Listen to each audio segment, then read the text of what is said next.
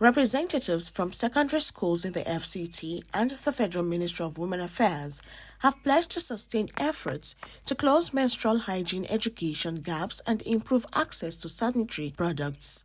They made this commitment in Abuja during the baseline dissemination meeting for principals and vice principals under the Always Keeping Girls in School project. The project is funded by Charities Aid Foundation and implemented by the Tabitha Kume Foundation. Program manager at Tabitha Kume Foundation said the study aims to establish a detailed baseline of various qualitative and quantitative indicators of the Keeping Girls in School project to guide project activities. Key take-home words for me to the participants is sustainability of those initiatives starts with them because projects have a life cycle and so funders come and go.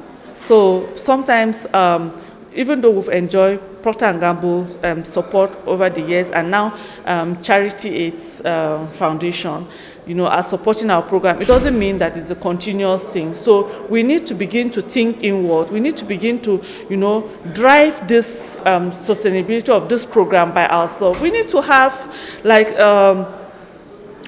community-led initiative or school-led initiatives where girls have access to this information even during their school hours, in their clubs, school coming up to ensure that these clubs are sustainable and they're disseminating this information to the girls within the school environment, and girls are being aware. No girls should be left behind on menstrual hygiene because it's a normal biological functioning. Dr. Safiya Tamanua, Deputy Director of the Placement and Gender Unit at the Universal Basic Education Commission, said the agency will ensure that the findings from the project's impact are addressed. When you're talking of menstrual hygiene, it is something that concerns everybody.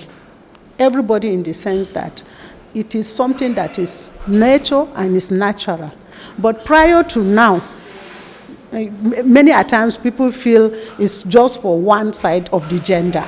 But with this study that have opened up the eyes of everybody to know that, see, it's a thing that everybody should be involved, both men, women, boys, and girls. And in fact, the boys should be more enlightened so that they can help their sisters. And fathers need to know more so that they can help their daughters, because you know how close many a times daughters are to their fathers. So the help will come to the father can render that help if he is aware. That is where the PTA, the SBMCs come into play. Principal of Abuja School of the Deaf, Kuje, commended the Tabitha Kume Foundation's intervention in menstrual hygiene.